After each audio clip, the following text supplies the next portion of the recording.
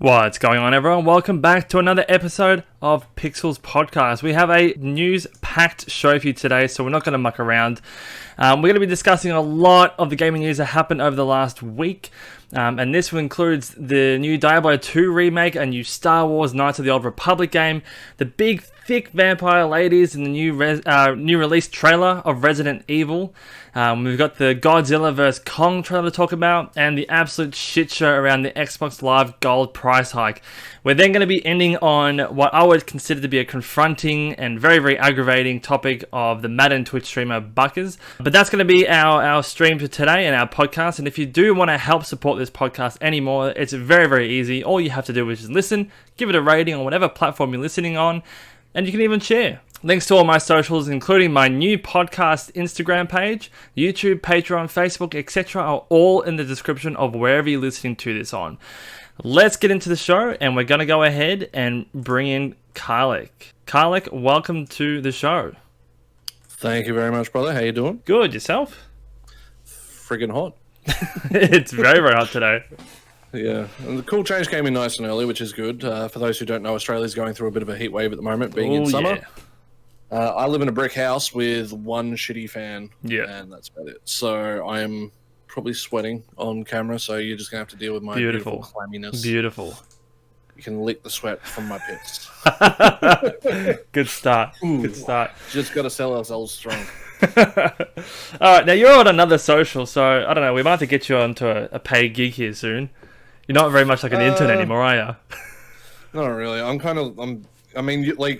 I'm not really worried about being paid for it. For anyone who worries, because I know this is something I see happening in future, just to shout out Pixel's Patreon, because I know a lot of people go, oh, Karlec's been on a lot. Anyone who does see this in future, this is just for clarification's sake. He does all the work, all right? I do nothing. I show up and just talk shit, okay? If I needed, I know he would, but we're not worried about being paid. We're worried about having fun, and that's why I'm here. You'll get paid when I get paid. How's that? Yeah. Which will basically be me paying you just to pay me back. With less romance. All right. Let's be real. Ready to get into the news? Yep, let's get into the news. All right. Diablo 2. Never played Diablo before. So this is going to be one that you're going to be taking over. But this is from Eurogamer. So I'll read a little bit of a snippet from their article. So Activision confirmed this week the Vicarious Visions, the studio behind the superb Crash Bandicoot Insane Trilogy, and most recently the well-deserved Tony Hawk's Pro Skater 1 and 2, had been merged into Blizzard after collaborating together for some time. Bloomberg reports Vicarious Visions has been working with Blizzard since 2020 on the Diablo franchise, including a planned remake of Diablo 2, potentially called Diablo 2 Resurrected. What are your thoughts on that one? Now, as I have said every time Blizzard has come up, and I will continue to say, Blizzard can suck a dick. But in legitimate terms, I'm very excited. Now, the reason why I think Vicarious Visions got merged into Blizzard is specifically because when Blizzard did the Warcraft 3 remake, they botched the hell out of it. They did a really poor job, messed the game up, and not only did they mess up the remaster, they messed up the way the ladder system works, from my understanding, for the original game that released 20 years ago. So it basically made the game unplayable. Yeah. So they completely destroyed both games in one go. So I don't know what the hell they were thinking. Whereas Vicarious Visions so far has a really good history, at least in the last 3-4 years, of coming in, remastering these older games and doing it right. And I think the problem Blizzard has, and I'm not going to get into the politics of it, but a few years ago they fired quite a few people. They downsized a lot. Which made no sense at the time given their profit margins and things. And because they keep downsizing to try and maximize profit over having the right amount of workforce, I think that's another reason why Vicarious Visions have gone in. It was a little strange to hear the news at first, because I'm like, why the hell would you get the Tony Hawk's developer to come in for a company that does RTS? They do real-time strategy games for the most part. So I'm not exactly sure why they chose Vicarious Visions. I know it's a property that Activision have owned for a very, very long time. and had them doing. I think they were doing the Skylanders stuff for the longest time. As a fan of the Diablo series, do you have confidence in this project at all, or would you prefer it to go to somewhere else? Or I have a lot of confidence with it being Vicarious Visions. If it wasn't that team that's proven themselves with the really good Tony Hawk's remake and the really good Crash Bandicoot remake, I would be like, why the hell are you picking them? But yeah, like with Vicarious Visions, they have proven themselves the last couple times, and I wouldn't go out and pre-order. You know, if once they announce it, because let's be real, why would you merge a good remastering team into, you know, a team that's doing, let's be real, Blizzard's not really doing jack shit. They're working on Diablo 4 and yeah, that's kind of it. So what I see happening, because Diablo 4 I think is going to be a fair bit off still, I see them doing the remaster in the meantime, because Diablo 3 was the last Diablo game we got, and that's been a very long time. And no, I'm not including Immortals, because I don't care if that game's actually good. It's another Blizzard screw-up. Yeah. But I'm very excited to see Diablo 2 runnable on modern systems. I hope they bring in some of the quality of life changes that Diablo 3 has, but keep kind of the core mechanics of 2. Yeah. So just kind of as an example, for anyone who's never played it like Pixel, a simple thing like picking up money. In Diablo 2, you have to physically click every coin you pick up. Oh, really? So, yeah, so it'll be a stack of 20. So you click that stack of 20. Then there's another stack of 100. You got to go click that stack of 100. Doesn't mean you click it 100 times, but you got to click every stack that drops. Yeah. And it makes grinding money a bitch. Now, granted, it's a series where money, although it's useful, it's not kind of the main thing. You more just want the loot that drops in the first place. But you do need the money at the end of the day. So that was something that was like always pissed me off in Diablo 2. Yeah. It's a very minor gripe, but everything else about the game, the design, the characters, the world is a lot more interesting than 3. But 3's gameplay is so much more smooth. So I hope they kind of get that meld. It's like there's a mix of the both. Yeah, no, that'd be good. Yeah. I'd be interested to check it out. I am a fan of these remakes that come out because, you know, like everyone, you sort of miss his games. Well, I missed a certain bunch of games growing up, so just having different remakes of these games I just so happen to miss, it just gives me a chance to go ahead and just, you know, play them again in today's standard, because what I'm finding is when you go back and play these games, they don't have the years and years and years of, you know, finesse and perfecting mechanics and all that sort of stuff behind it. So, like you said, if it's some kind of amalgamation of, you know, 3 and 2 where it's best of both worlds, I think that'd be really good and introduce new players to the franchise as well. Definitely. You're going to be straight onto a winner. Because, like, when you were growing up, I'm guessing you were mainly console, correct? Yeah. PlayStation only. I was pretty much the same. I started out, like, with original Nintendo and then moved into Sony. Yeah. But we always had a PC. I didn't play a crap load of PC games because, like, Mum would be using the computer or Dad would be using the computer or my sister would. And I remember my sister used to always be on like MSN Messenger and MySpace and all that shit back in the day. So I didn't get the computer a hell of a lot. Once I got a computer of my own is when I started to go back. I was playing like a lot of Age of Empires, a lot of Command and Conquer and stuff like that. And I didn't really get into Blizzard games probably until about 2010-ish was when I started like being like, man, this is the shit. Like I did like Warcraft 3 a lot, but I was never like huge into it. And then just before Reaper of Souls dropped, which is the expansion for Diablo 3, was when I got into Diablo because I was friends with the manager at EB Games. He's like, oh, you getting this? I'm like, oh shit, I never actually got around to trying that. I went and got it. And then after I beat 3, I went back and played a fair bit of 2. Yeah. Now, full disclosure, I am shit at Diablo 2 compared to Diablo 3. Diablo 3, I have thousands of hours in. Like, it is my go-to. I have nothing to play. No idea what I'm going to do. I'm just going to kill a bunch of shit and just kind of be brain dead. Like how I am with Tetris Effect at the moment. It's generally my go-to screwing around sort of game. But for someone like you who's like, you're not against retro gaming, but you're not a huge retro gamer in general.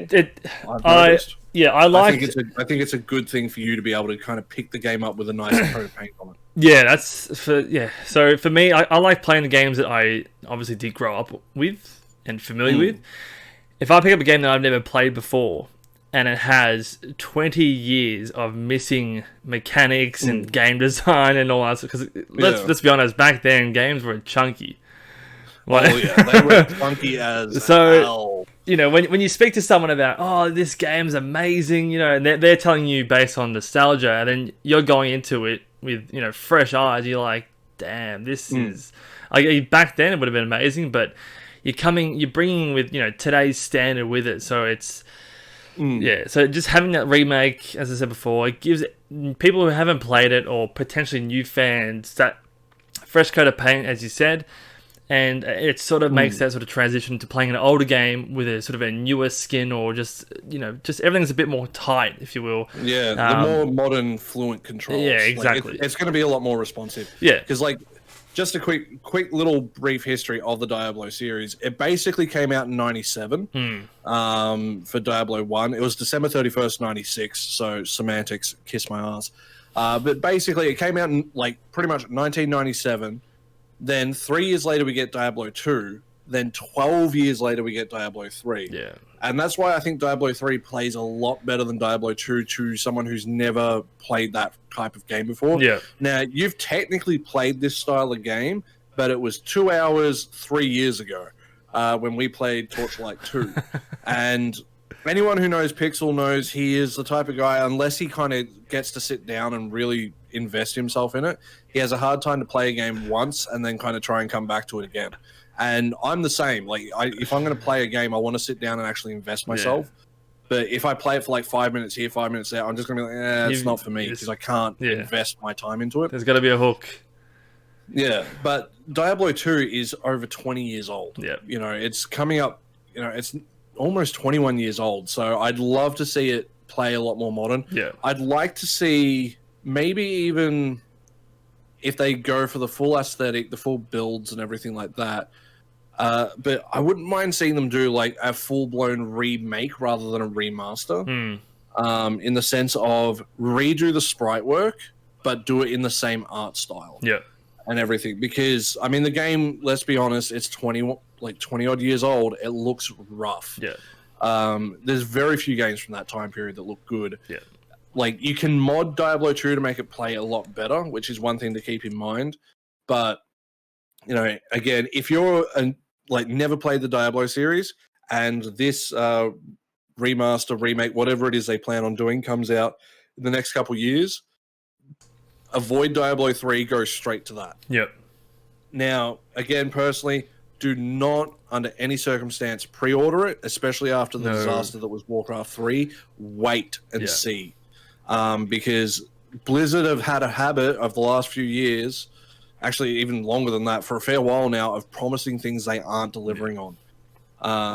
You know, like there was a whole debacle with Cyberpunk, which we've gone into before, where people were very pissed off about all these promises that didn't seem to happen. And same thing with any Blizzard game. They're like, oh, we're not doing this, this, this, and this, and we're going to do this, this, this, and this. And then you just don't get anything, and you get the most bare bones game. And it's disappointing because the world that the people, like the writers, have created in all of their games is amazing. And it drags you in and you want to know more. If you ask me what's the plot of Diablo, I couldn't tell you. Like, I've played that shit a lot. I can't tell you. Yeah. My brain's just like, I'm at the point, I've played it so much, I can't remember the story. I play through the story probably 3-4 times a year. I used to speedrun it. I know every mission, everything. Yeah. Can't remember what the hell's going on. Other than Diablo wants to take over the world, stop him. You know, like, that's the basic plot. Bad guy is bad. Yeah, you are good guy. Bad. You're good guy. Stop bad guy. Or girl, you know, whatever you want to be. But yeah, like, it'd be interesting to see how they go about it. I want them to be as faithful to the proper second game as possible. Yeah. But just bringing those quality of life changes free and just give it like, you know, a nice new coat of paint, because it does look a little rough, and especially from a game that's isometric, like you're on a forced camera angle. So everything's kind of like actually 2D. There's a few things that new players will have to get used to, but I am looking forward to it. I'm looking forward to seeing what they come out with. The difference is between you know, this one and the original, but yeah, I'm definitely going to follow the story. Yeah, 100%. All right. Yeah, once I saw that, I was pretty hyped for it. Yeah. To be honest. All right. Into another older kind of game. Another one I missed, but my friend from the new school that I went to, him and his brother were just obsessed with this. I never had a good PC, so I never could run it, but I always loved watching it. I loved the choice aspects behind this. It was announced that there is potentially, or reportedly, a new Star Wars Knights of the Old Republic game in development, which is outside of EA. Now, we did touch on this a couple of episodes ago, where EA no longer have that exclusivity contract for the Star Wars games. So now, this is one example of a Star Wars game that's not being developed by EA. Now, apparently, it hasn't been reported who actually is making this. It's just reported that one is in the works. I haven't been able to find anything unless you have. I haven't seen anything yet. I mean, there's also a chance that this could actually be what Ubisoft are working on. Like, we have no idea because the Ubisoft one hasn't been confirmed. They're like, it's just an open world Star Wars game. So there's a chance that it could be, and they're kind of like letting people put pieces together. I doubt that's the case, because I think Ubisoft would, no offense to them, but they'd be the worst company to pretty much do that. They are not built for it. But, you know, I think both of us agreed when we talked about EA losing the exclusivity that it's a good thing for the industry. Yeah. Because now, like, you got a franchise, like one of my best friends is absolutely obsessed with Knights of the Old Republic. He beats it like 6-7 times a year. Jeez. Absolutely adores the franchise. Yeah. And he goes back, beats them all the time. And even he's got to the point now, after so many years, he's like, okay, I love them, but I can't be bothered anymore. You know, it's done. I've done everything I can. I've done every little thing. I've 100%ed them multiple times. You know, I've done every playthrough. I've done every option. There's just nothing more for me to really do. And I would like to see either... I think they need to go fresh with it when it comes to the story and everything. But I'd like to see them kind of try to get, again, like we talked about with Diablo, get the best of those games, like the dialogue and the choices. Yeah. And really push that aspect of the game. Because, like, the combat in those games, let's be real, it's not particularly great. It's a turn-based game based on, like, a stamina bar sort of thing. It's a strange combat system. I could never personally get into the combat, but again, like you, I loved watching the dialogue choices and seeing what could happen. Yeah. So I'm very fascinated. But I also heard, I did send you a meme about it, where there's a rumor going around along with this that they're going to basically essentially scrap the first two Knights of the Old Republic games and try to make them more in canon with the current movies, which I think honestly is a really bad idea. Yeah, don't do that. And like, look, if you enjoy the movies, enjoy the movies. You enjoy the stories of them, good for you. But I think we discussed this in the past of, like, if you try to stick too hard to a movie, you limit yourself so much. You're in a box, yeah. So for those who don't know, there's a little bit of a history about this kind of game. This was set 4,000 years before the rise of the Galactic Empire, featured in 1977's Star Wars film. Setting it 4,000 years before any sort of big movie event or anything like that, it obviously gives the writers as much freedom as they want to tell a story that they want and not really have it impact the canon of the main movies. Like we said with, you know, a couple of other games that we've raised in the past episodes, if you stick so closely to, and we even talked about the Star Wars one too, to set it well before, well after, or in a completely different galaxy, you know, far away, as they say. So you have the complete freedom to talk about whatever you want, to tell whatever story you want, and not have it impact or be restricted by past media. I think they really need to do something like that. I did see that meme and I was like, oh, jeez, please don't do that. I really hope they don't. But like, I think they could definitely throw Easter eggs in and things like that. That's which would be perfectly fine. I think I'd like to see one thing they should really do, and it's the same thing. I don't know if we mentioned it with the Ubisoft one. I mean, the Ubisoft one doesn't matter so much because it'll probably, let's be real, end up being a first-person shooter. But with this one, I'd love to see them go absolutely nuts with the character creator and just go like full in-depth, like in terms of making your own alien species and crap like that. Yeah. Or even like inspire us by something like The Mandalorian. You know, like don't stick to the movies. Try to go for the more expanded universe with it, and I think you'll have a much more interesting thing. Because yeah, as you said, setting 4,000 years in the past, like you have no limit. Yeah, you know, it's like, oh, you know, all you got to do is confine to the world's rules. Yeah, and even then, you can make a bunch of them up. Yeah, because exactly. 4,000 years is a hell of a lot of time for things to change. Exactly. My only concern is that I don't want them to do the Assassin's Creed, Call of Duty type thing where it's one every single year. I want them to take their time. Like, don't feel pressure to push out a whole bunch of Star Wars games. Like, if they're good, great. There's going to be amazing games if they're good. I just don't want them to feel pressure to be like, we need to get at least one Star Wars game out every single year. You know, and by multiple different developers and all that sort of stuff. Just take your time, give us good games. Fans are happy to wait because when you get a good Star Wars game, bloody hell, it's one of the best games you can play. Yeah, just the universe that has been built is absolutely insane. You can do anything in the Star Wars world. It's mental.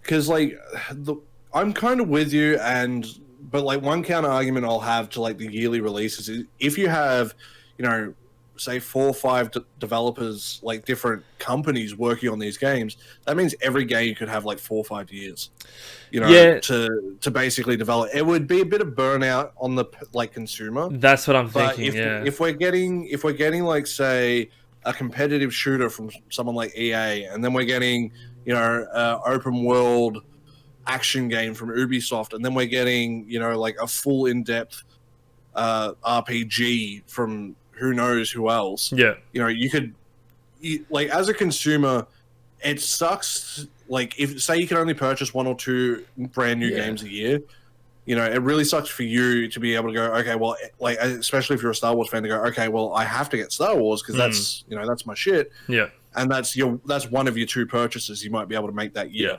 When it comes to brand new games. And, you know, you've really got to then limit yourself to, okay, what kind of Star Wars game do I actually want to play? Now, the joy of a lot of modern gaming is, although games are expensive to make, and I don't necessarily have an issue with games costing as much as they do, if you're patient enough, they get really friggin' cheap really friggin' quick. Because the cycle in which games are pushed out now is absolutely insane, which is why I was looking back at a whole bunch of other games. When something like Cyberpunk comes out, they go, oh, it's so buggy. It's like, yeah, there's a lot of bugs. But people forget games like Ride to Hell Retribution, which is arguably the worst game ever made, that came out in like 2014, 2015 or something. Not that long ago. The game was like legitimately unbeatable. Yeah, because of how bad it was. Like the game just didn't work. You'd have parts where your character would walk upside down. So hilarious to watch. But yeah, when you've got so little to purchase, like as a consumer, in terms of how many purchases you can make, you want everything you buy to be good. Yeah. So I would always do research into any developer. Yeah. I'd love to see, as silly as it might be, someone like Platinum Games do a Star Wars game. So you get like a really over-the-top action game like Bayonetta, God of War style. Yeah, it'd be dumb, but it'd be fun, you know.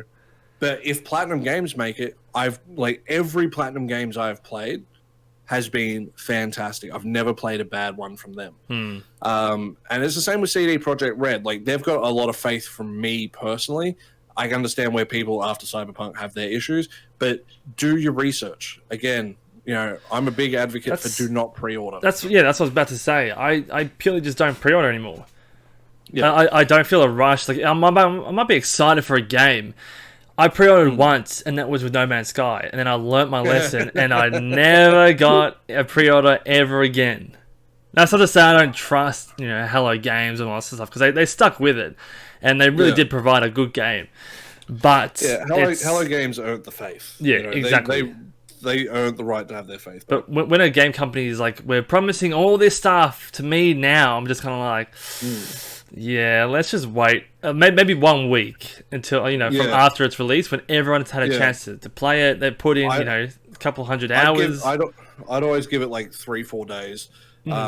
Generally, like if you're not too sure, like there's game companies that I trust. Like if id Software, like, yeah, we're going to release another Doom game. I'm going to buy it day one. It'll be quality. I just don't see them screwing it up. They've never messed up a Doom game. And like I know, like Kingdom Hearts 3 was the last game that I pre-ordered. Yeah. And I'll be honest, I forgot that I pre-ordered it because of how long they kept delaying that bloody thing. I got a text from EB going, "Oh yeah, your game's ready to be picked up." I'm like, when the fuck did I pre-order this? They're like, yeah, your pre-order's been here for like 3 years. I'm like, Jesus. Can you come get it? Yeah, I was like, all right, sweet. Go and pick it up. Still haven't finished it one day. But, I'm kind of with you. But at the same time, I think it depends who's developing. I think if we get one maybe every 2 years, would be good. I wouldn't mind a couple of years. 3 years, I think, would be harmful for the franchise because there's so long between them. You might as well just get exclusive with one company. I wouldn't mind. You're not really going to get a hell of a lot out of it. Yeah, I wouldn't mind a couple a year, but just sort of stagger them out. Give people the time and chance to play them and not feel pressure. Like if you have, let's say, I'm sure they have at least 3 or 4 companies, or even in talks to 3 or 4 different companies to make Star Wars games. Like clearly they're not just going to be stuck to EA anymore. Yeah. I would say that if you're going to have, a couple a year, I'd say that's fine, but coordinate it with the companies you're working with so you don't get consumer burnout, you don't get, franchise fatigue, and give people the time to enjoy, one game. So maybe release one in December, so you have December through to maybe April or May or something, and then release another one in July, so you get the second half of the year to enjoy that game. Yeah, well, generally, I think release schedules tend to be like late Feb to early April, and then you really want to release your big AAA blockbuster in November. Yeah, that Christmas time. There's a joke in the industry calling it Broke-November because they would release like your Call of Duties would always come out like always in November. Assassin's Creed always in November. They release in November because it guarantees that they'll have stock for Christmas. Yeah. So even because you're going to get your diehard fans that are going to buy the game by default, but then you're going to get your parents who are going to pick the game up for their kids Christmas or present, people who buy it for their partners or just for friends and things like that. So I think November would be a good time to release. I'd like them to do, if they want to release say something every year, go back and like I know people hate remasters and remakes and all that. Go back and touch up some of the old games and like do that because you've got stuff like the Force Awakens series. They're good, but they run like shit. They're old. I'd like to see both of those remastered to run at 60 FPS plus and fix up some of the bugs within the games. Like maybe do a HD pack of that. Do some of like the old DOS games just for fun. Like I've got like Star Wars chess just and kind of placeholders. Stories. Yeah. Just like if you want to have that big break between major titles, do things like that on the side. It's a great way to keep because you're going to get all the old fans of the games, even if you're not fans of the movie. Because let's be real, neither of us are really fans of the movies. No. Like for the new trilogy. But I love the games. I love the old games. Like with the exception of what was the recent one, the one you played? The Fallen Order. That's the one. Jedi Fallen Order. I think that's like one of 3 that I don't own. Yeah, that's a like really good entire one. franchise. Yeah, really good one. It's the Dark Souls of Star Wars games, and is that why I found it so easy? World record. Speedrun. All right. Yeah, man. Another game that I didn't get into when I was young. Oh, this is just hey Karlec, all the games you know? Yeah, literally every single one. Can you talk about them today? Did Pixel even play games as a kid? What the fuck was he doing? There's a new trailer for Resident Evil Village. This is the 3rd trailer. Now, I've got a bone to pick with this one.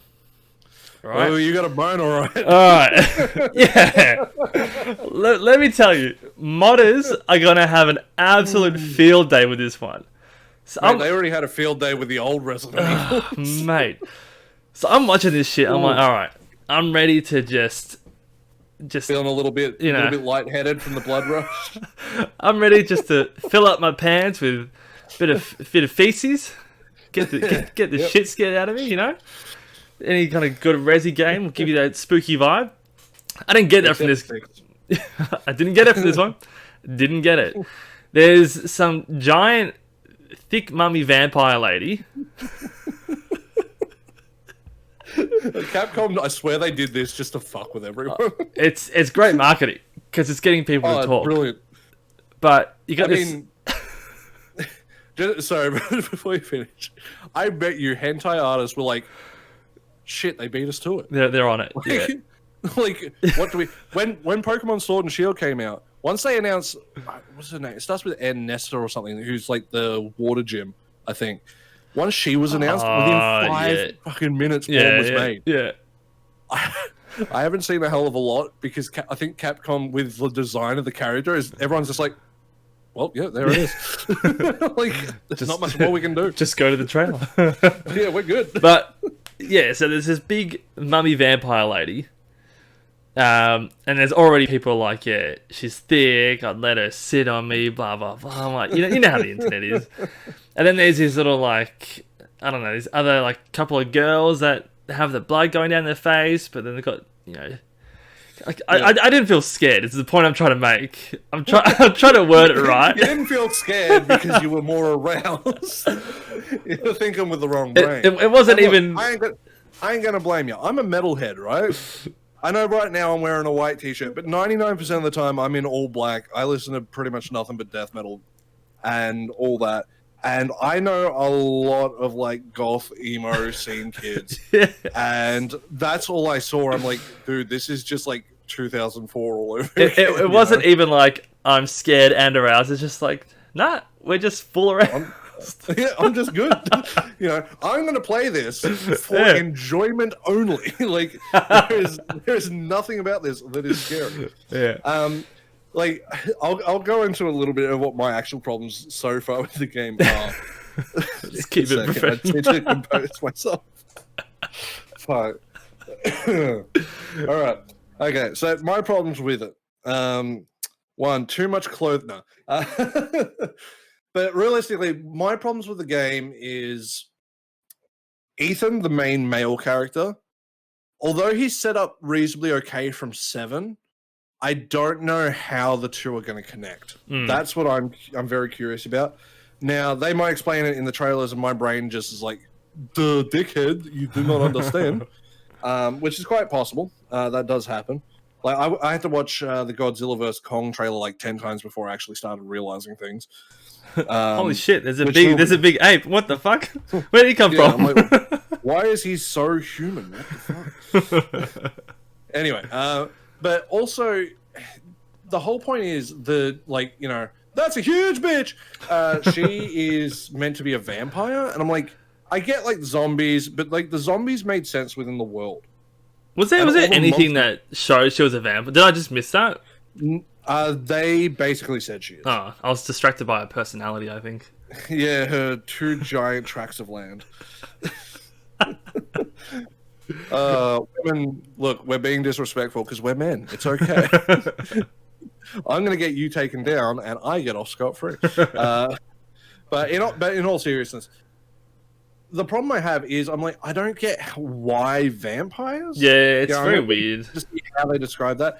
Originally, there was meant to be werewolves, and now they're not in it, but they might be in an upcoming thing because apparently Capcom has like hinted that might be the case. I've tried to do some research into it. We're not 100% sure. Okay. So I'm curious to see what happens there. But things I'm very excited for is the gameplay looks like it's going to be a mix of like Resi 4 and the newest. Like the Resi 2 and stuff like that. Yeah. Granted, the games are similar, but the newer like Resi 2 remake and Resi 3 remake, I think the problem I have with them is they're a bit quick paced. Mm. Like, because just being like a fan of the franchise for so many years, all the games, like anyone who remembers back in the day, used to have what we call tank controls, and tank controls are just the worst when you go back to play them now. Stop giggling. But when you go to play those sort of things now, they're terrible. It's hard to play. It's very slow. It's very clunky. Again, stuff we talked about when we were talking about like the Diablo stuff, where it needs that new coat of paint. Yeah. But I think they gave it. It's an argument to be had that I think the games had a little too much polish, and because your movement is so good, and that sounds stupid. This is a really dumb complaint. But because you move so well in these games, it is so easy to just dodge everything. Yeah. Whereas Resi 7, like, because it was first person, you were very, like, it was a lot harder to just kind of move the body around in a curved angle Yeah. to get around things. So you had to, like, time everything, which made it a lot more intense. So I'd like to see them kind of go for the go first person again with it. Yeah. I think that would make it a lot more interesting to keep it in line with Resi 7. But yeah, I'm not too sure how I feel about the vampires and that. But one thing I do want to quickly touch on as well is they're trying a stupid multiplayer thing again. Are they? What are they doing? So it's called Resident Evil Reverse, which is meant to be like boss monsters and characters fighting each other in like, I don't know if it's meant to be battle royale or just arena shooter or something. It looks dumb as hell. Capcom, I get you want multiplayer in your game, and you have a right to put it in there. Yeah, it seems forced. This ain't it. Yeah. This ain't it. Go the Left 4 Dead route.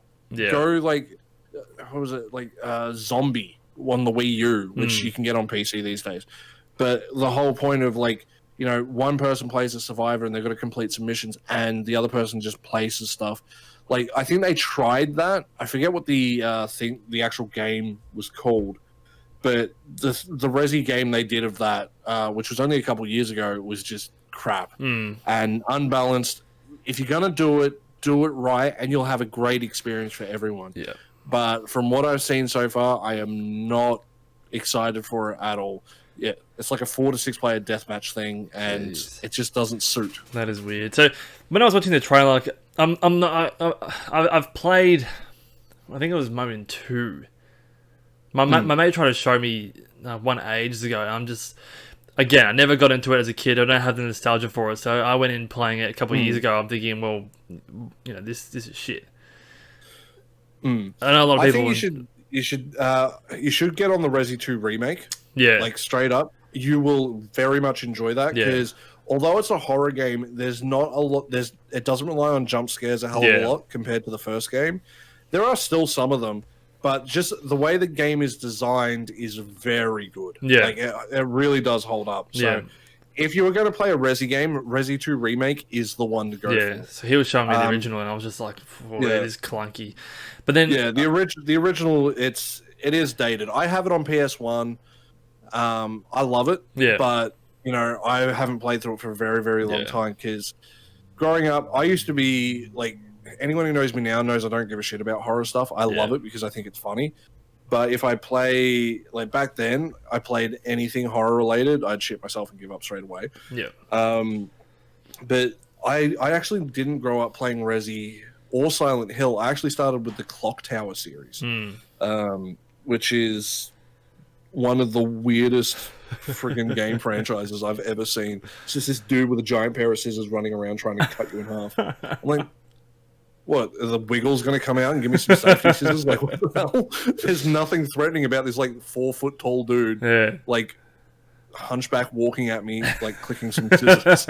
You know, as a kid, scared the crap out of me. I go back now, I'm like, this is dumb. Yeah.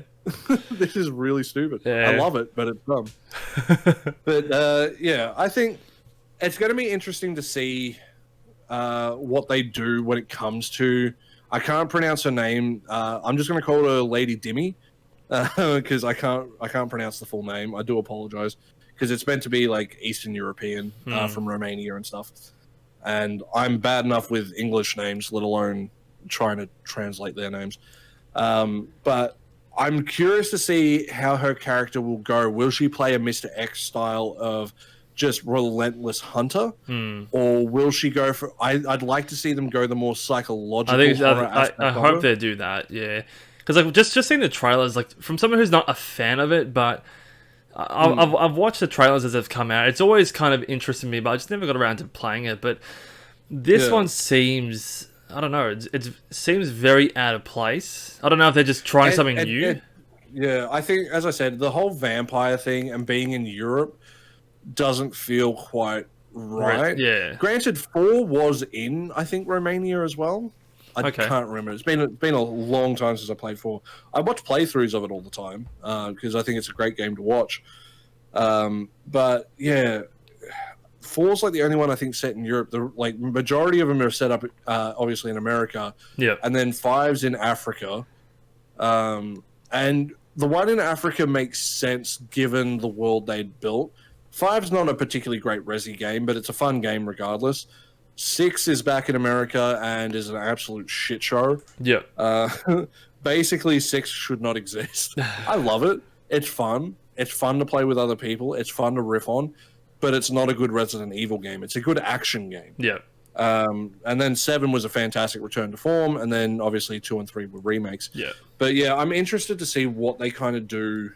Yeah. I hope they go more psychological horror with it than the traditional, because as much as I'm glad to see Resident Evil really resurge in the right way, the problem is because Silent Hill's not there to counteract with the psychological horror. Yeah. We're kind of stuck of just getting the monsters, spooky, oh no. And that's what puts me off these horror games. It's just good, but like I'm over just here's a monster. That's why Alien Isolation I think is the best horror game of kind of like the last decade because there's one monster and a couple other enemies. Yeah. But you never know when it's going to show up. Yeah. And it adapts to your play style and things like that. And it makes it really psychological because you start getting in your own head like, oh, did I make too much noise? Did I do this? Did I do that? I'd like to see them go down the more psychological route. I think in the overall design doesn't mean you can't have your monsters because obviously they will, and it will have combat. But I'd like to see them go like hardcore survival horror, but psychological horror. Same thing for movies for me. If you're gonna do a horror, don't rely on big bang, loud noise, like big flash. Don't rely on that shit. Make it actually write characters properly. Have a good psychological setting where the player starts, as you said, get into their own head. They start questioning everything. What was that? What was that behind me? Actually provide a good experience rather than... To me, it's very lazy and surface level if you're just relying purely on loud noises and quick flashes of light. Now, I know this is a little bit off topic, but I just want to actually ask this really quick because I had this discussion with a friend the other day. Yeah. What would you consider a good horror movie? Like, what's the last actual good horror movie that scared the living crap out of you and has stuck with you been? Because I know this is a little off topic, but we don't want to do just gaming stuff all the time. Yeah.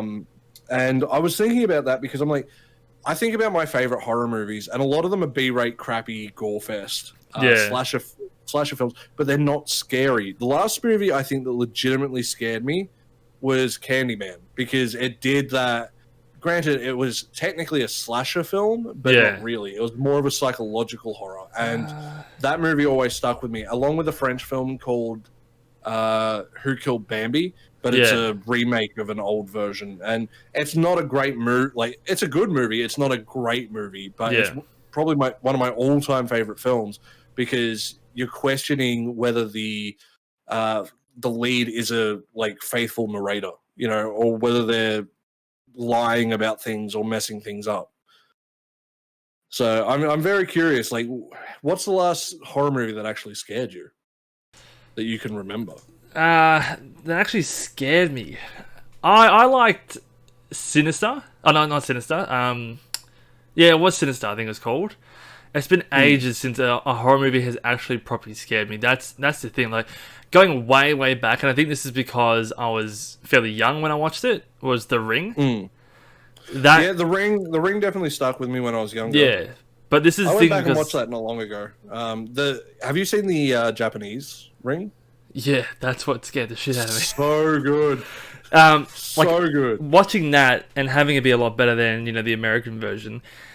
And then also being like, what would we have been, like 10 or something like that? Yeah, give or take. Yeah. Be around that. Like, I think I was like 9-ish. That scared the like- living shit out of me. So, and then right after that, I watched The Grudge as well. And so ever since then, I've been scarred.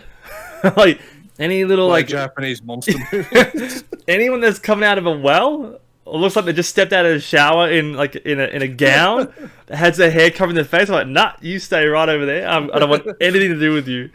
There was one, there was one where the little kid was, spoiler, her head got hit off when she was driving. I think it's Hereditary or something. Oh yeah, Hereditary. Yeah, I really like that one. I've heard a lot of good stuff. I need to sit down and watch that. I haven't watched a lot of movies of late. But just because it's such a great segue, speaking of Japanese movies that were redone by Americans, Godzilla. Yeah. So we got the trailer for Godzilla versus Kong. Yeah. Now I'm taking the lead here to ask you, what are your thoughts on Godzilla versus Kong? I love it. I love it. I can't wait. Especially now with the virus and all that sort of stuff. This just looks like a get your popcorn, sit down, turn your brain off, and just watch a big ape punch on with a big giant dinosaur lizard thing. Just go ape shit and just enjoy yourself. I really hope they don't go down a storyline where they focus too much on the humans, like they did with the first Godzilla. Because my God, I paid money to see Godzilla. I could not give any less of a shit about this human story. I think someone totaled it up. There's only about 16 minutes of actual Godzilla footage out of a 2 and a bit hour long movie for the first one. It's ridiculous. That reminds me of like the first Avengers movie, because it was like 2 hours of nothing. Yeah. It's like all talking. And everyone's like, oh, best movie ever. I'm like, really, it's boring as hell. Tony fixes a plane. When it gets going, it's amazing. Yeah. But, you have to wait so long. Yeah. I'm hoping they go down the road, again, kind of on like what you're saying. I actually hope they put jack shit story in this movie. And it's just, we're just going to have these two giant motherfuckers beat the shit out of each other. No one for 2 wants hours, story. and I'll leave it at that. Yeah. Like, as I've said, with me in video games, I'm gameplay first. I want the action in this movie. Mate. Who do you want to win? I see them with the way that they've set up the trailer. It looks like Kong is going to win. Yeah. To me, just based on what I've seen in the trailer, but I'd like to see. I'm going to give what I think is going to happen, because it'll make a lot more sense to what I want to see happen. So what I think is going to happen, if you see in the trailer, I think it's about 3 seconds in, you kind of see a glimpse of Mecha Godzilla by the looks of it. So because there's a little hint of there being Mecha Godzilla, I see Kong and Godzilla teaming up to beat that in the end. I need to go back and watch it then. Yeah, it's like literally like a few frames. Okay. So it's like barely there. Like what? Yeah, it's like literally half a second. Oh jeez. Now it could just be that is Godzilla, but Godzilla doesn't have like red under its chin. No. And stuff. So I think that's meant to be Mecha Godzilla. So I'm interested to see whether it's actually, instead of it being Godzilla, it's actually Kong versus Mecha Godzilla. Yeah. And then Godzilla just comes in and cleans house. I'm very curious to see what they do. I feel like they're going to try to spin it off as it being a draw, in the sense of Kong's going to go on to have his own battles and have a whole bunch of movies. Yeah. And then Godzilla goes off into having like more like Mothra and stuff like that. I think what they will do is they'll make Kong come off as the winner, but they'll make Kong be, I guess, a little more humane and won't, completely kill Godzilla. It'll just say, this is kind of my territory. You swim back to where you were. This is Godzilla's 3rd movie appearance in this universe, whereas this is Kong's 2nd. So from a franchise point of view, I don't think they're going to kill off Kong, because I'm sure they want some kind of trilogy or something with him.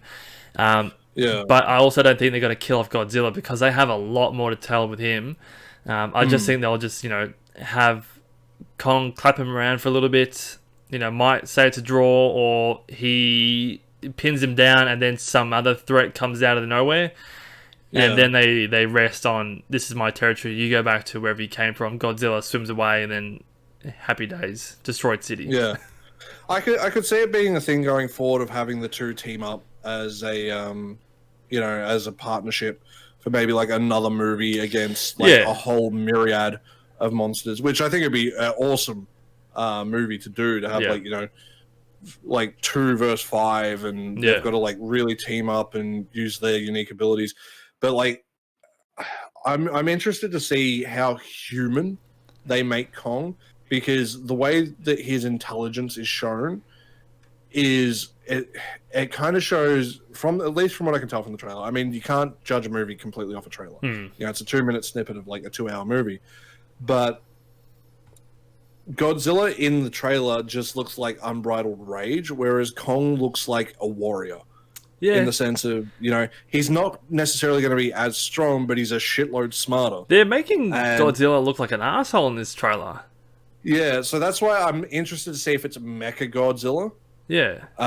Or something along those lines, because if it's Mecha Godzilla that's taken over, then you have the ability to kind of off-brand. Like, it'd be very safe, but you'd still get a good movie out of it. But you'd be able to, have a Kong movie later, have a Godzilla movie later, or have them team up again. Like, it would be it's basically like, what was it, Pirates of the Caribbean? How they'd always leave every movie on a cliffhanger. Yeah. So they could always come back to it. Yeah. They never wanted to really shut the story down. Yeah. And realistically, do you have to ever end the movies, like for Godzilla and that? No, because the monster that he fights is completely up to the creator. Yeah.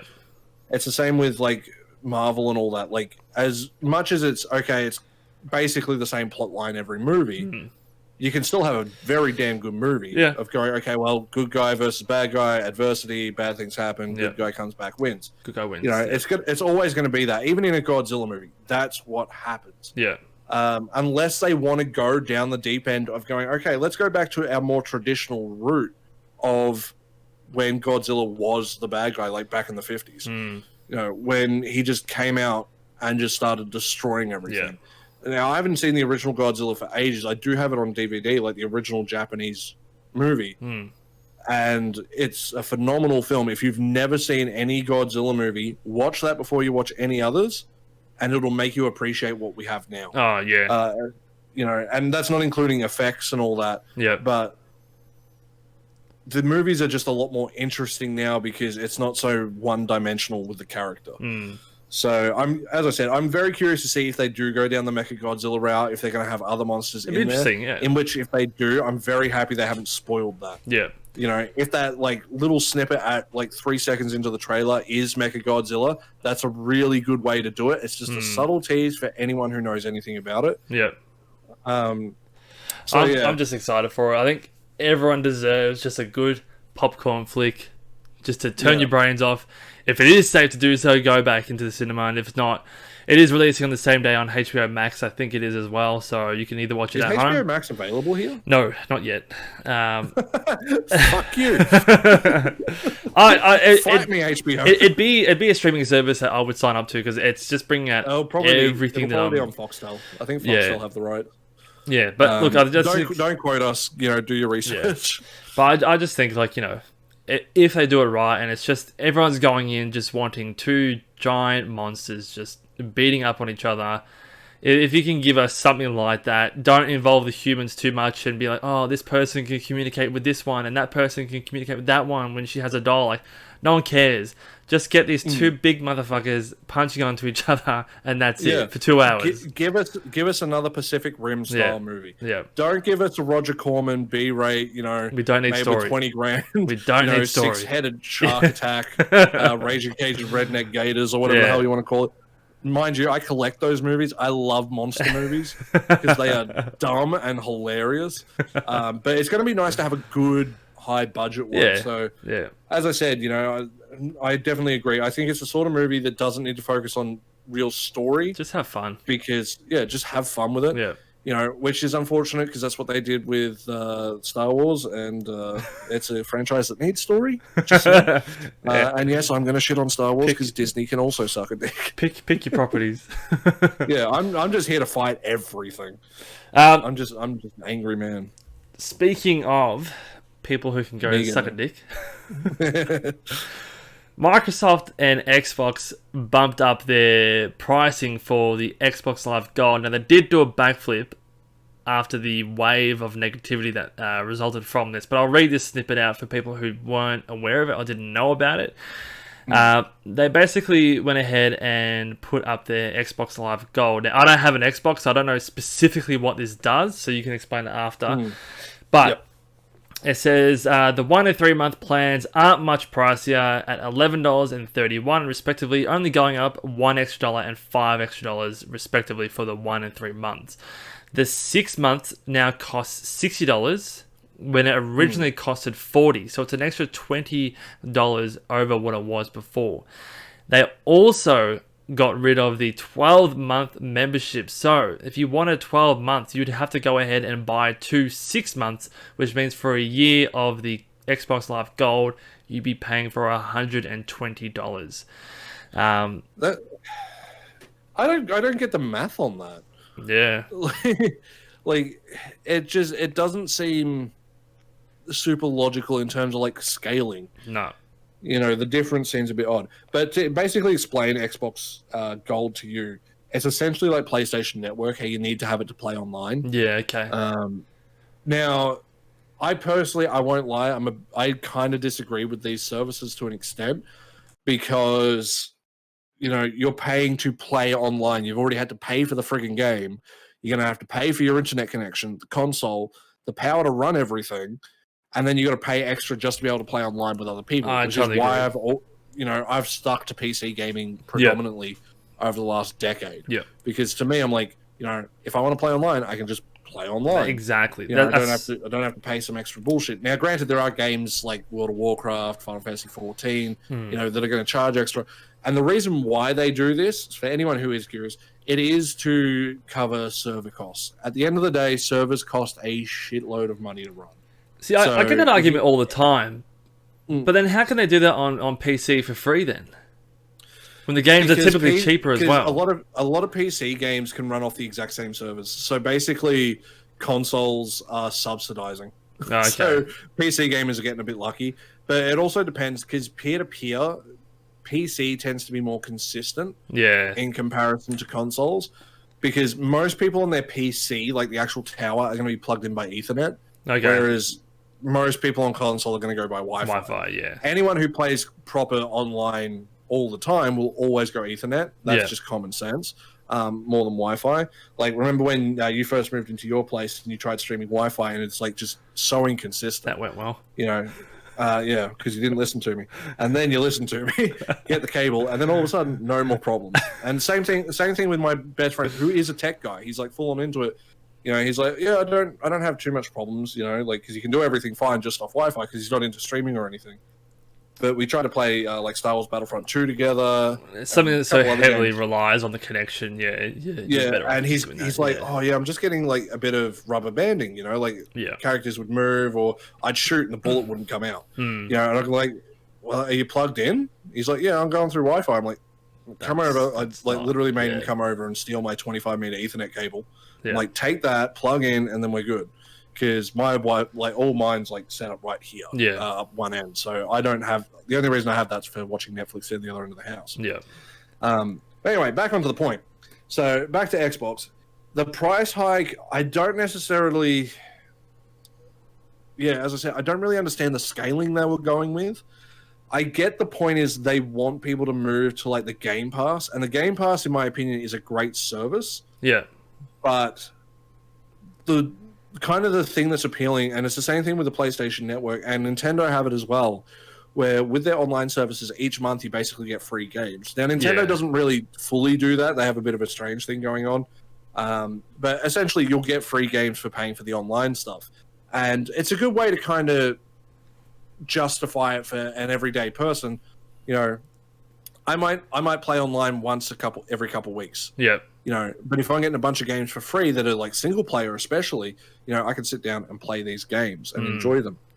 Now, this does lead to the discussion of, is it better to just buy the game or use these services to basically rent the game? Because, you know, with Blockbuster, Video Easy for those here in Australia, and a whole bunch of other companies, you know, you can't go out and rent games like you used to when you were a kid. No. You know, like, for example, I use the Game Pass a lot, but I play a lot of Tetris Effect. And the reason why I play a lot of Tetris Effect on the Game Pass is because they want $40 for a friggin' Tetris game. Yeah. And don't get me wrong, it's a great game and it's worth playing, but it's not worth $40. You know, as good as it is, I'm like, you're gonna get everything you need out of it in an hour. I would like if they just... I'm very against these kind of subscription things. So, grew up with PlayStations, never once bought into the, you know, PlayStation Plus or PS Network, whatever the hell it's called. I think PlayStation Plus, never bought into it. So many people were saying, oh, you know, you need to, you know, come play multiplayer with me, buy this subscription, blah, blah, blah. And I'm just like, mate, if I'm buying the game, I want the full functionality that this game has to offer. That's why I came over to Steam, and it's like, cool, you can play online with people, and I'd be more than happy to pay an extra $10 or $20, even though our games are stupidly high already, given the import and transport and all that stuff. Which makes no sense, especially because it's more expensive for online distribution here. Yeah. Which like if we go to EB Games or JB Hi-Fi here, we can get the game for like $60 to $70. Yeah. You know, they actually went down in price, and it's nice. Yeah. But if we want to buy it just on Steam to save going out, they charge the full price. They give us the American pricing and then do the exchange rate on top of it. Yeah. For a while there, Grand Theft Auto 5, like in 2018, I think it was still like $120. Yeah, that's ridiculous. But look, you know, like, I'd be happy to pay extra if that means that if everyone who bought the game everything. and it basically covers the cost to, I know it won't cover the cost to run the servers, but if everyone pays a little bit extra, you know, that could be a couple of months here and there from people. Yeah, the issue is because a lot of these, like, you got to remember, a lot of games these days, well, basically every game has freaking microtransactions in it now. Yeah. And the point of that stuff, it's to make a little bit of extra money, but that's the kind of stuff they could use to make the money to cover the servers. Exactly. You know, and people, I don't think, would feel so bad about microtransactions if it's like, okay, well, it's going to this if it funded, if it funded something useful or something that, you know, actually helps or contributes to the player's positive experience, I think 100% people will be like, chuck in more microtransactions. But when it's just, you know, dumb shit like it is now, it doesn't really make sense. But Xbox, you know, they came back and they pretty much reneged on everything. So I'll read out their quote quickly. They said, "We're turning this moment into an opportunity to bring Xbox Live more in line with how we see the player at the center of their experience. So for free-to-play games, you'll no longer need an Xbox Live Gold membership to play those games on Xbox. We are working hard to deliver this change as soon as possible and in the coming months. If you are an Xbox Live Gold member already, you stay at your current price for renewal. New and existing members can continue to enjoy the Xbox Live Gold for the same price they pay today, which in US pricing is $9.99 for 1 month, $24.99 for 3 months, and $39.99 for 6 months, and $59.99 for the retail of 12 months. So basically, they were wanting to charge $60 for bloody 6 months when it used to cost you $60 for 12 months. Yeah, they basically wanted to double the price. Jesus. And I do want to point out one thing they did mention, and this is like my biggest gripe. Again, another reason why I stuck to PC mainly is they said games that are free to play, you should no longer need the Xbox Gold for. It's not free. Yeah, it's not free if you got to pay, you know, friggin' $100 a year. You've put it behind. Just to be able to friggin' pay the bloody thing. You've put it behind a paywall. Yeah, and like say you play something like Fortnite religiously, you know, and nothing wrong with that. If you play that game a crap load, that's not a free-to-play game on console. You know, if you've been playing that the last couple of years, you've spent, by default, probably 120, 150 Yep. bucks just to play the freaking Just to thing. be able to You know? connect online. Yeah. Now, and that's not including obviously having to pay for the internet in the first place, which Yeah. is already going to cost you money, which is why I hate it. Because if a game like Fortnite or Spellbreak or I mean, pardon me, a million other games, you know, that are free to play have no subscription service and just have microtransactions to run their servers, if they can exist, why do we have to have these Exactly. kind of services? I always get that argument of, oh, it's a server cost, blah blah blah. But look, I just keep looking at other games who have done it and who have done it successfully. I'm thinking, yeah, you can keep saying it's server cost, but like we all know that's crap. Like it obviously is to make more money, but like servers do cost a bit of money, but at a certain absolutely. point they're basically negligible based on the income you're making. Yeah. If not, I mean, obviously you're running at a profit because otherwise you wouldn't do online games. Exactly. You know. As I said before, I'm very, very against that. I think that should have been left in the old generation, just to say, look, because especially now with Xbox, their sort of console is moving a little bit more into kind of a PC. It's like let's just kind of just treat it like that. Let's just get rid of these stupid subscription services. Let's just give the player the chance and the options to play however they want. If they buy a game already, charge a little bit more. Let them go online whenever they want. Use their own internet connection. They bought your console. They bought your game. They bought all your accessories. Let them play your games. With all the available options as to how that game can be played. Let them play. If they want to do a single player campaign, let them do that. If they want to do the online co-op, let them do that. The PvP, just go. But just stop restricting people behind these paywalls. It just pisses me off so much. Yeah, like the thing is, I don't have a problem with something like the Game Pass specifically, where it's okay, pay $10 for the month to play, and you can play. You have this whole library of games. You can just play whatever you want. It's essentially just renting whatever game you want. Yeah, Say you want to play just Dragon Quest XI, which is on my list of games to play.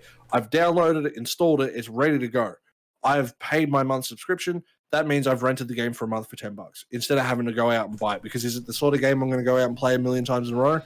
Probably not. Yeah. It's not the sort of game I need to go out and pay for. The problem we're having, and this is mainly a problem here in Australia, is we are very limited in what we get. Now, we said before, like, we don't, what was it, like the HBO Max, is it?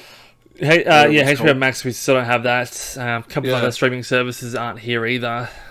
Yeah, and like we don't have PlayStation Now here. Yeah. And I really want PlayStation Now because what they're doing is making it so you can play. When do you want it? Like the PlayStation Now. I want it. Do you want it I'll now? tell you what I want. What I really, really want. Do you want it now? I want it now. I want it here. I want it in my bunghole. I want it now. No. But I really want it because you can play. The way the system's set up is you can play all the PlayStation games on PC. Yeah. I'm like, I would love that because I don't want to have to set my consoles up all the time. Yeah. I don't want to have to go out and chase down, a copy of an obscure game that I played once that I rented. Like I've had to do like there's a game Spartan Total Warrior. It's not an amazing game, but I loved it when I rented it. Yeah. It's kind of a God of War style game, but a lot harder and not as good. But it was good enough to me to warrant go. Okay, let me try and find a copy, and it took me a couple of weeks to hunt one down for a reasonable price. I don't want to have to do that because that's a giant pain in the ass. That's a part of the reason why I've stopped collecting, like for my collection. So I like the PlayStation Now service, the Game Pass service. Yeah. I don't like necessarily the PlayStation. Like PlayStation Plus or the Xbox Gold. Granted, I do like the free games you get with it. But just with the PlayStation Now and the Game Pass, just bundle them together. Yeah, I was going to say that. Just addressing a comment in our chat here, where commenters has said that they enjoy the PlayStation Plus service because they've finished about $480 worth of games in the last 2 years. Like you said, bundle it all together, make one payment per year, and just give everyone the service. I like that you pay a small amount and you get access to a lot of these different games for the for the particular month. Whoever's on PS Plus gets these games for free for this month. I like that. Yeah. But what I don't like is that if you're only wanting to play one game, you have to pay for an entire subscription service to play the one game that you want to play online, to play with the people who you want to play with. And that's it. You might not even care about the free games. You just want to pay to have access to online play. I hate that you have to pay this. You're forced into paying to use your internet to play a portion of the game that you've already purchased. I love the fact that you can pay a little bit extra to get new games and try them all out. I love that. But to me, it's restricting accessibility to a function of the game that you've paid full money for. Yeah, it's not super consumer friendly at the end of the day. Like, in all honesty, like if you're going to charge someone extra, like something like World of Warcraft and stuff like that, in that case, you have to offer something special on top of already giving them the base game. Yeah. Like, I should have the ability, if I've bought World of Warcraft, in my opinion, I should be able to play all, like, the game that I've bought, right? And then it's like, okay, well, if you pay the subscription, maybe we give you, like, extra mounts, extra missions, like, add on a bunch of stuff to make it worth the money. Yeah. Because, like, World of Warcraft makes a crap load of money. Now, World of Warcraft is a very interesting example. I won't go into it too deep, but I play it probably once every couple of years for like a month, and that's it. So I pay 1 month subscription when I want to play it, and what they do is you don't have to own the game anymore, which is good. So technically the game is free, in quotation marks there, but if you pay like the month subscription, you get not the newest expansion, but up to the expansion before it. So if you have a character you've played over, a couple of months, you could get through all of the expansions up to the newest one, wait for the next expansion to come out, pay for a month, get through the previous one. And instead of having to pay like, the $100 when that came out to get the expansion, you've only had to pay $17 for the bloody month. That's which I'm like, that's a little better for the consumer. Better. Yeah. But it does kind of shit in the face of the, people who bought it in the first place. Yeah. So it's a tough balance for stuff like that. Yeah. But I don't mind, as I said, like the idea of having a gaming streaming service. Like Ubisoft have it. EA Games have one. We've got, obviously, Xbox Game Pass. We've got PlayStation have one. I think Bethesda wants to get one. I think Steam was thinking about doing it a while back, but because of the amount they have in their library, there is no way to justify whatever money, because people are going to go out and go, okay, well, say that's $100 a month. That's still ridiculously good value with what you can get on Steam. Yeah. You're talking thousands and thousands of freaking games. That's not a good call for them. So for them, I think they were going to do it like back in like 2015, 2016, before a lot of places started doing it. And then they're like, it's just, there's no way it's going to work feasibly with the amount of content that they have. It's not like a streaming service for music where, you've got millions and millions of songs, but everyone kind of no one listens to every single genre. No. Everyone listens to kind of what they like, and we generally listen to the same songs over and over again, with maybe the odd new one here and there. Yep. Whereas with gaming, it's always a new game. You'll have one you come back to, but you're always looking for the next experience. Trying different things, exactly. So, it's really, really hard. That's where someone like Netflix and Amazon Prime and that, that's why they're a great service, in my opinion, because you get your TV shows you can come back and watch over and over again. But you might get, your one-off runs or like your movies and things you can go and watch, so you can definitely get a lot more different experiences out of them. Yeah. But I definitely don't like the pay-to-play online because at the end of the day, the free games, that they're not really losing money on that because they're never giving you the latest game, which is why I like the streaming services, because usually you do get the latest games. Yeah. But bundle them all together. It's okay if you make them a little more pricey. If it's $20 a month, say it's $120 American a year. People would be happy to pay for that, and you get everything involved with that. Because not everyone's going to pay it. Some people will just buy the game, so the games are still going to have pretty damn good sales regardless. So. I don't think it would necessarily hurt sales, and it's basically free money, and people will be happy because it's a service that's kind of a win for everyone. Exactly. But having to get like the Game Pass and then, I think you have to get Game Pass Ultimate, where you get Xbox Gold and the Game Pass, and that's like a lot more expensive in comparison. It's clearly just for money. It's hard to justify it. Yeah. Yeah, I am glad they sort of did a backflip. It kind of does show that they listen to the feedback. I don't know how they didn't say, this might not be a good idea before actually making it a real thing, but at least they listened to the feedback and did a backflip and keeping it as as it was, and now allowing a few extra things. But yeah, I really think this sort of stuff should be left in some capacity in the old generation of consoles and gaming. And like you said, even just merging it together to have one payment, let's say one payment per year or however you want to pay, and just say, cool, this is your one payment and we've merged everything, every service into one. It's going to be a lot less confusing for consumers and all that stuff. Simplify the process. Exactly. It's the problem I have with collector's editions and stuff that come out now. There's a reason why I've stopped buying collector's editions, because you look at an Ubisoft game, you get 4 different friggin' tiers for the same game. It's just a fucking game. I just want to play the game. Exactly. I don't want to have to go out and spend $150 just so I can make sure I get all of the content. Exactly. I shouldn't have to pay all that extra money to get the same friggin' game that someone else has, only had to pay $60 for. So they need to just simplify the process, just make it easy for consumers, and life is going to just be way better in the long run. All right. Well, moving on to our last topic before we wrap up then. Now, I do want to give a warning to people who are listening or watching either now or at a later time. This story is confronting, it's upsetting, it can be triggering.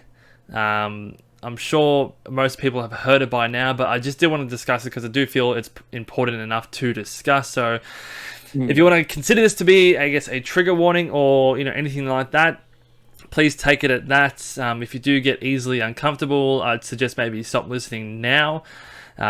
This is going to be talking about the streamer Buckkerz, who is a Madden player who's now been in the news lately. But again, if you are upset over this sort of stuff, please leave the podcast now. Now let's get into it. That's the warning. Now, I did tell Pixel to give that warning. Now, anyone who knows both of us, we're not politically correct type of people. No. We're very respectful. If someone has views on something, we're willing to, certain words they don't like us using, and they ask us respectfully, we'll try to abide by that. Yeah. But I think something like this is just upsetting to everyone. I got very angry when I watched it, but I'll give, for those of you who don't know, if you look up, and if you actually do want to watch the video, again, it is pretty confronting. It's Buckkerz, so Buckkerz. If you search it onto YouTube or Twitter, you will find the video that we're talking about. But just for some context while you are listening, the streamer is playing Madden, and he's sitting with his child on his lap. He then yells, "God damn it," and proceeds to slam his controller on the desk, breaking the controllers. He then yells, "Fucking $300 controller," because he broke it on the desk, and the child starts to cry because why wouldn't you? Your dad is smashing and yelling a controller right in front of you, and yelling right in your ear, so of course the kid is going to be distressed. He then very aggressively places his baby into this bouncer chair thing, and you see the force in which he does this because his baby just bounces like crazy. It wasn't a light placement. It was not a throw, but like a mini kind of drop from a little bit of a height. You definitely see there was a bit of a bounce when he put the baby in. To be honest, it's nothing that's going to cause damage. No, but it's not on. Yeah, exactly. He then. Buck then addresses his chat saying that he has to go because he's about to lose it, and the baby starts crying and yelling, and then now this is something I do want to touch on. There's 3 points I want to touch on this, but when the baby starts crying and yelling even more, he turns to his baby and yells, "Shut the fuck up," and he gets right into the baby's face as he does this, and then the stream cuts out. Now, there are a couple of things, and there are some things I want to address, and some of those things I'm going to tell you they're rumors. People online have said, yes, this is true, but I haven't been able to verify it myself. So I'm going to be telling you as if they are rumors from things I've seen online.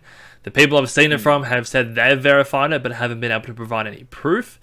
So take all of this with a grain of salt. So a couple of things I want to just get right into just quickly. I personally don't think that he was aware the stream was still going. You know when you end the stream and there's still a couple of extra seconds for it to all catch up, and there's a little bit of a delay. So when I watched the video again, I did see that the webcam turned off and then the stream also ended. So I think he pressed the disconnect button, but there was a couple of extra seconds that was on the back end of that.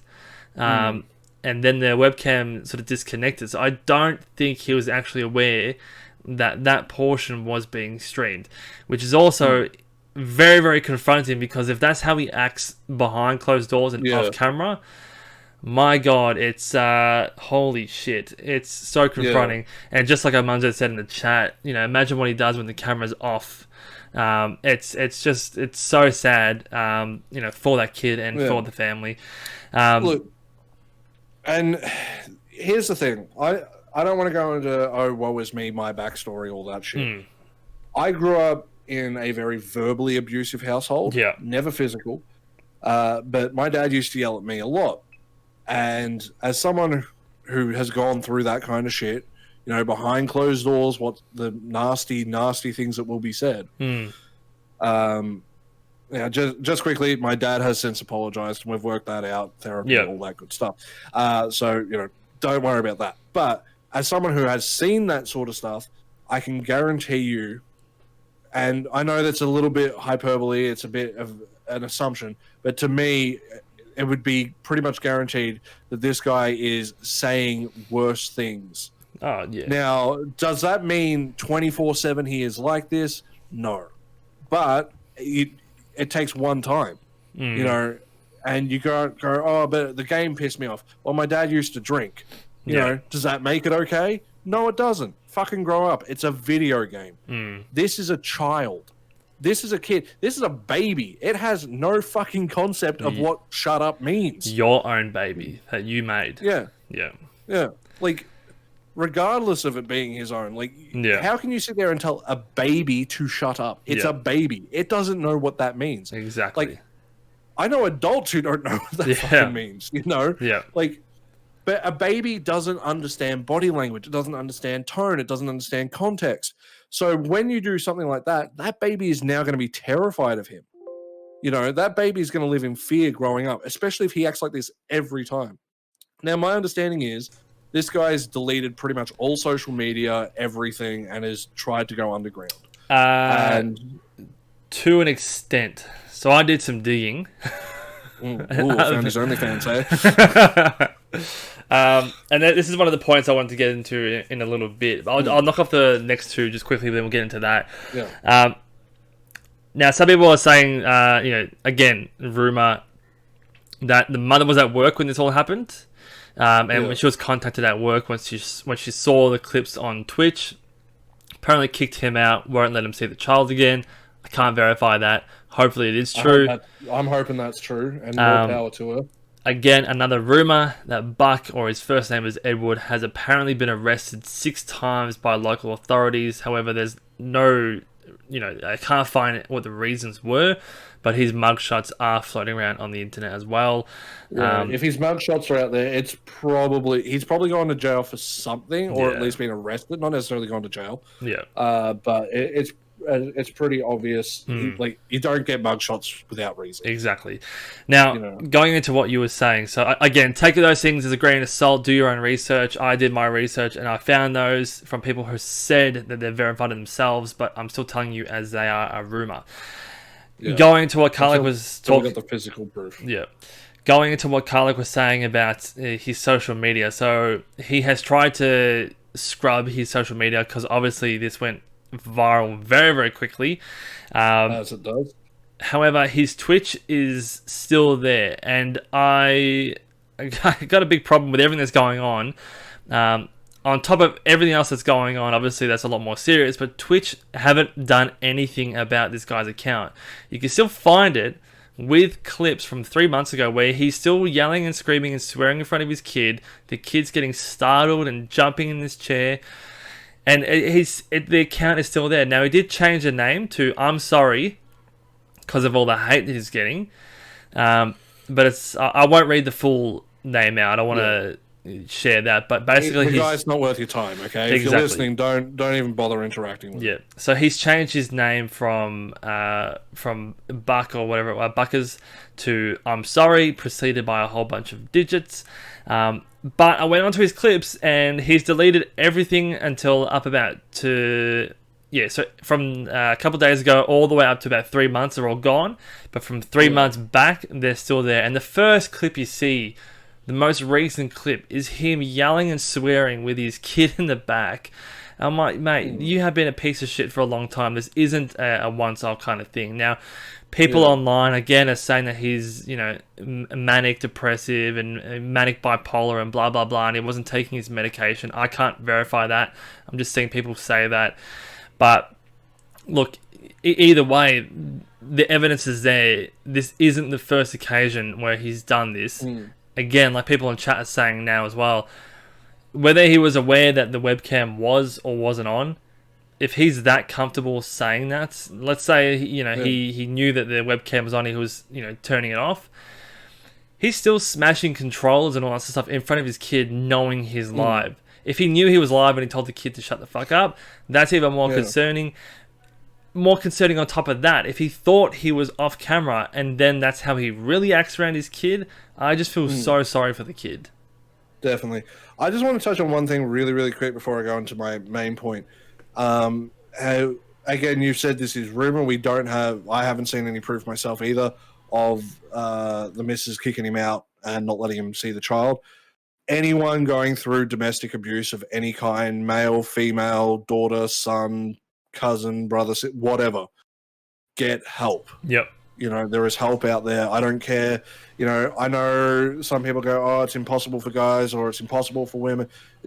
At the end of the day, if you need help, the help is there. Yep. Please get it, especially in these sort of situations. Yep. But I want to get into my point with this is, especially if they say, again, another unverifiable rumor, if he's meant to be bipolar, manic depressive, and he's not on his medication, whose fault is that? Why is he not on his medication? That's his choice to take it. And people go, oh, when you're depressed, you don't take your medication. I know. But at the end of the day, you are still in control of your body. You are not, having an out-of-body experience. You are in control. It's the same when you choose to drink, same when you choose to do any drug of any kind. Yeah. You made that decision. And he made the decision, if that's the case, to not take his medication, which makes him act like that. If he was meant to be trying, I'm pretty sure Philip DeFranco stated, again, I could be wrong on this, but I'm pretty sure from the Philip DeFranco video, which I highly recommend, he said he had, in one of his descriptions on one of his social media, he wants to be the best father he can be. Clearly, this is not how you do it. If you want to be the best father you can be, you don't drink, you don't smoke, you work hard, you provide, and you look after, and you share, and you give them all the love you can give. Take your medications, don't act like an absolute cunt. Yeah. But the other thing I want to talk about is how you said how his Twitch is still there. Now, Twitch is in a really bad spot here, and I don't necessarily blame Twitch in this situation 100%. Now, I don't want to defend Twitch fully because at the end of the day, he should be banned. But the issue is, what constitutes a bannable offense? Now, was his actions with the child bannable, in my opinion? Yes, very much so. Yeah. He should be gone. Yeah. But in terms of, do they see it as, oh, he smashed the controller? Is that a bannable offense? No, gamers' rage is a thing. People get really pissy in video games. Now, excluding the baby, if we're just talking pure, I was playing a game, I got pissy, I broke a controller, should I be banned for that? No. But because the baby was involved, he should be gone. Yeah. And I think Twitch are kind of stuck in this weird spot of, especially if it's these clips from 3 months ago. Now, again, not defending him, because Twitch should have those original clips still on their server. They'll have all that evidence, which is why the DMCA thing is a giant shit show. It's behavior. They should be able to see it and go, hey, he's done this, multiple times. gone. Yeah. You know, if the kid was just in the back and he lost his temper and he broke his controller and it scared the shit out of the kid, okay, you could go, maybe he shouldn't be banned, but, you know, dude, come on. You know, like, some form of punishment. You know, pull your head in, because, you know, we don't want to have kids being put in any form of distress. Like, I think they have a rule of if you're under the age of 13, you're not allowed to be on streams of any kind without your guardian's permission. So someone actually got banned because I think she went to the door or the toilet or something, and her kid, who was under 13, jumped on.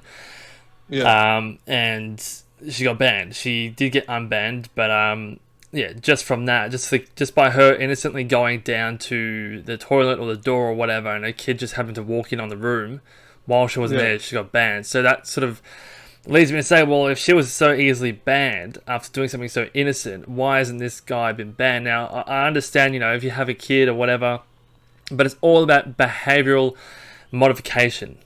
Understanding your surroundings, understanding who is around you, and modifying your behavior to act accordingly. If you have a kid and, you know, I'll never have a kid, but if I have a kid and I stuffed up in a video game,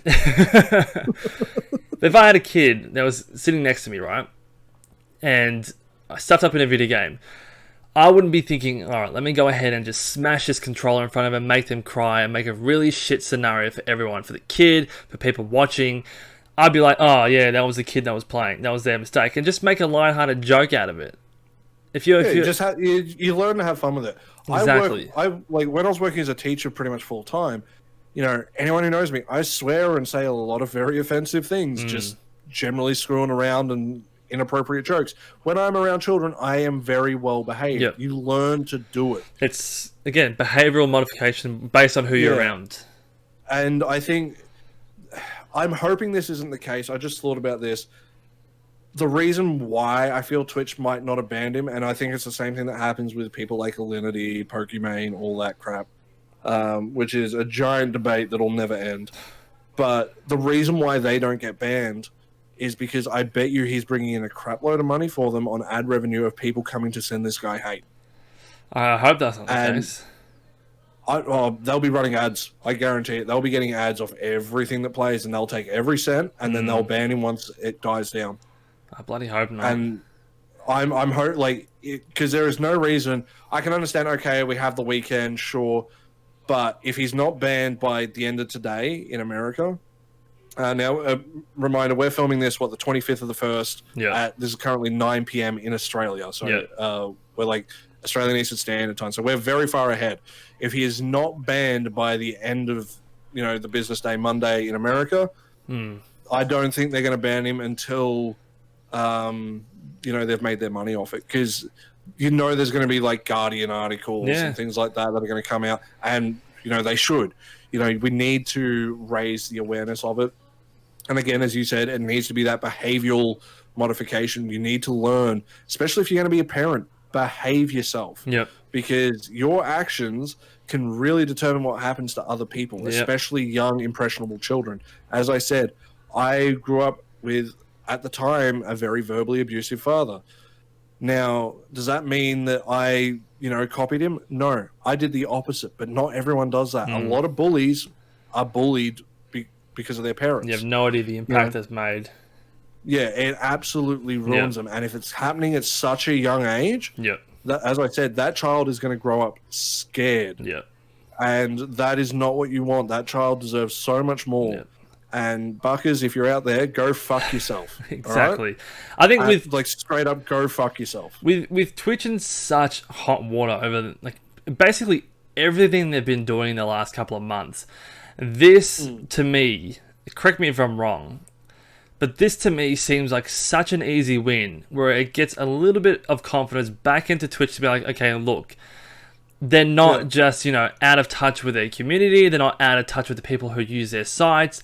They see something that is a clearly bannable offense. They have clear evidence that there's a history of this sort of characteristics. Obviously not as bad as what happened in, you know, in the clip that went viral, but there is a history of these characteristics going around of this repeat behavior. So even though the ones in the past weren't as bad, you have that history as well as the one that went viral. It's an easy win for them to be like, look, we take this very seriously. We've gone ahead and completely banned him. We want to ensure that our community and the people that use our website are, essentially implementing safe practices. It's such an easy win, but they haven't done it. And again, it's making people question Twitch. What are you doing? Yeah. Because I can't remember if it was like late Friday or Saturday that it took place. So if it was over the weekend, their admins won't be there. Because usually a lot of bans don't happen over weekends. They usually will happen either a Friday or a Monday. So, and that's just historical from just my years of experience on Twitch. So I'm hoping, again, they might go, people might argue, hey, it's not in terms of service. And that's fine. You can argue that. But, I mean, the law isn't always the moral thing. And the moral thing here, the community at large, and I've never met anyone who would disagree with this on Twitch, thinks this man should be banned. And if everyone thinks he's banned, this isn't like free speech bullshit. This is a guy abusing a child, let alone it being a baby at that. Yeah. So I just should be gone. Yeah. I looked it up and it was on the 22nd, which was a Friday. So so look, there could just be a chance it was unfortunate timing for Twitch in terms of not having people there to do it. Yeah. But given how much money you make, you should fucking have someone there to do it. Exactly. Like to me, there's no excuse. And Twitch, let's be real, they've been making strides in the right direction in general. Yes, they're making mistakes left, right, and center, but overall, they are slowly getting back on track. They're making efforts, and like I was saying, this is such an easy win. And it'll be a big point to get some kind of, community confidence or boost back under Twitch to be like, okay, cool. They've made a good decision. This is another win. Good job. A very easy win, but they still haven't... I'm sure they have weekend staff to look into all this sort of stuff, 100%. They'd have to. Like, the only argument I could see, and this is me playing devil's advocate, again, just to put this out there, I'm 110% for this man being perma-banned from Twitch, never being allowed to stream ever again. Yeah. But just to play devil's advocate here, the only reason I could see them not banning him, and not including them probably being greedy on a business front, and again, that might not be the truth, that could just be me being a conspiracy theorist, and I'm happy to be considered one for that. Get your tinfoil hat off, mate. I don't trust business, man. I'm the QAnon of Twitch. Fucking bastard. But realistically, you can make the argument, well, his career's done anyway. The man's never going to be able to stream here again. But the reason why I would say that argument is void is because people like Keemstar. Now, Keemstar, for all intents and purposes, I have no idea what the hell he's doing these days. I don't give a shit. His content is not what I'm into. I don't care. But I know in the past he said a lot of racist things. He was allowed to still stream. Eventually he got banned. Pokimane has said the N-word multiple times. She's still allowed to stream. I'm pretty sure Alinity's done it. All of them have done, all the big streamers, I guarantee you, have done something that's bannable. Yeah, who have been around for a long time. If you go back far enough, there's history of them have done something. Yeah. But it depends on the context. Is saying something like the N-word as bad as abusing a child? That's a debate you can have with yourself. To me, no, because a word versus actual abuse depends on context. Yeah. But in this case, this man attacked a child, even if it's just verbally, even if it's just the way the video was taken, because webcams, they shake, especially if he's stomping around when he puts the child down in the seat. If he actually did put it down somewhat gently, regardless, he still got in its face to scream. Yeah. And he's trying to basically intimidate a baby. Yeah. I don't know. To me, Twitch should just ban him outright, be done with it. Everyone will be happy and everyone can move on. Yeah. You can't use the argument, his career's already over, because people like Keemstar and that, who have done some very terrible things in the past, still have a career. Booming. Yeah. And some of them are making more money than ever. Yeah. It's the reality of it. Yeah. obviously, it depends on the context of what it is that they've done. And I guarantee you, anyone who has ever abused a child, let alone a lot of people who abuse animals, you're not going to get away with it. Ooh, The only person I've ever seen get away with it is friggin' Alinity, and she's still to this day, and she will always cop shit for it. Oh yeah. Well, She can't post a damn thing without someone bringing up, "Oh yeah, how's your cat doing?" Yeah. People are never going to let it go, Yeah, and she is stuck with that. She's getting and it that for was life. the consequences of her. Yeah. And she deserves it, and she knows she does. But she never has come out, and I will give this to her. She's never come out and said, "I don't deserve this." Yeah. Keemstar was the one who came out and went, "Why am I still getting this hate?" Are you really asking that question? Have you met you? Watch your own videos, mate. But yeah, just look at the mirror, and then you'll understand. Yeah. But look, like we said before we wrap up, I just think it's such an easy win. They could just go bang, banned, maybe make a public statement, maybe not if they don't want to bring more attention to it. Maybe do something out of it to raise money for domestic violence. Exactly. Say, look, there's so much they could do to for good PR. Yeah, it'll make everyone happy. And if you did that, raise money for a charity, everyone's just going to be on board with it. Exactly. I don't think surprised what can happen from that. It gets conversations going, because they did the same thing. I feel bad. I'm kind of forgetting the guy's name. The streamer. He was a big streamer who passed away last year. Edika. Yeah. Yep. And there was a couple others as well where it's happened, where after it's happened, Twitch has actually actively put money into trying to raise awareness. Yeah. Now, it's something they should, in my opinion, do for those situations, and especially something like domestic violence, all the time. But, at least it gets a conversation going and it makes people talk about it. And there's a lot of good that can come out of this bad thing, and they just need to do it. So, yeah, I'm with you. He needs to be banned straight up, and I think they could, put a little bit of money into a PR spin. I think, they don't need to name him and say, look, this person. Just say, look, there was an instance that was reported. It broke the TOS, and it was a matter of, whatever you want to class it as.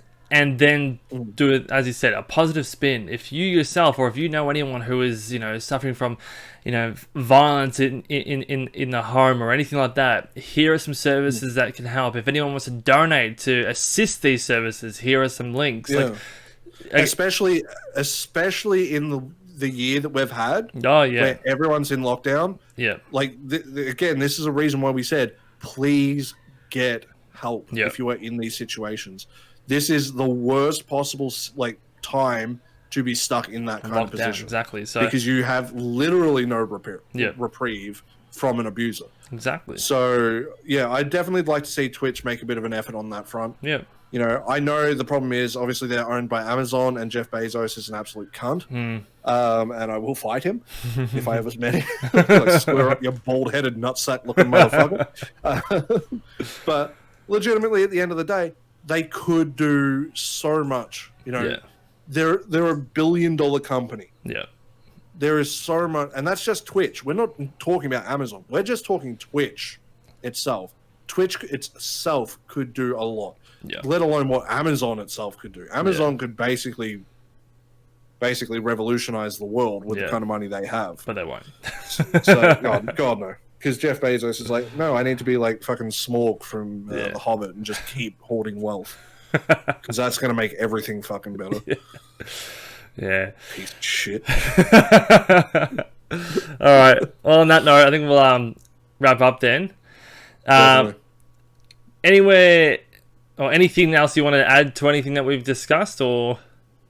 Well, just quickly, anyone, if you haven't already, obviously follow us on all our social medias, all that stuff. Hit us up on Discord. Pixel did create the new Instagram. I'm not sure if you mentioned that in the intro. But let us know, what are some of your favorite horror movies and stuff? Because as I said, I don't want to just talk purely gaming 24/7 or streaming 24/7. Because we do it a lot. Obviously, it's both of our main hobbies. But I like movies. Pixel likes movies. We like pop culture and things like that. And try and spread some more positivity in the world, especially with everything going on. And yeah, as I said, if you're in a terrible situation, please reach out and get help from professionals. And just look after yourselves out there. Yeah. Cool. Exactly. All right, man. That's enough of me rambling. I'll do the wrap up, and yeah, thanks for joining for another one. No worries. I'm the lead host now. I do everything. Pixel does all the backbreaking labor, but I'm the face. All right. I'll catch you guys next time. Take care, man. Bye. All right, guys, that is the end of another episode of Pixels Podcast. Thank you again for joining me. Thank you again to Karlec for jumping on another one. If you yourself want to jump on to a podcast, we don't have to talk about games or movies. It can be whatever you want to talk about. Please go ahead. Hit me up on my brand new Pixels Podcast Instagram. That will be in the description of the show notes, wherever you are listening or watching this on. Again, with all my other socials, they will be there under the same description. So YouTube, Patreon, Facebook, etc. It's all down there. Anything that you need, it will be there. So thank you again, guys, for hanging out for another one. I really have enjoyed making these podcasts, and I'll see you in the next one. All right, bye.